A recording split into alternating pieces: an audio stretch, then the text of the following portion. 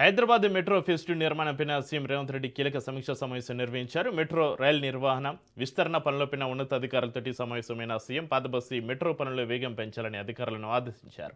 పాతబస్తీ metro విస్తరణకు సంబంధించి వీలైనంత త్వరగా టెండర్ ప్రక్రియను ప్రారంభించాలని సీఎం రేవంత్ సూచించారు. పనులు ఎలాంటి జాప్యం లేకుండా ముందుకు వెళ్లాలని అధికారులకు స్పష్టం చేశారు.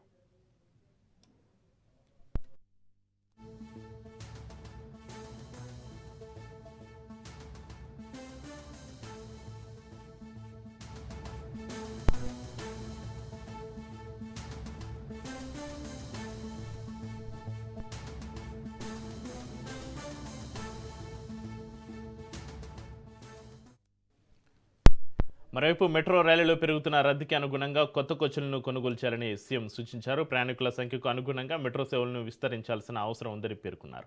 ప్రత్యేకంగా ఎంజీపీఎస్ నుంచి చంద్రాయణగుట్ట వరకు ప్రతిపాదిత మెట్రో కారిడార్పై కూడా సమీక్షించారు. ఈ మార్గానికి సంబంధించి అవసరమైన సాంకేతిక సహకారం కోసం ఢిల్లీ మెట్రో అధికారులను సంప్రదించాలని సీఎం సూచించారు.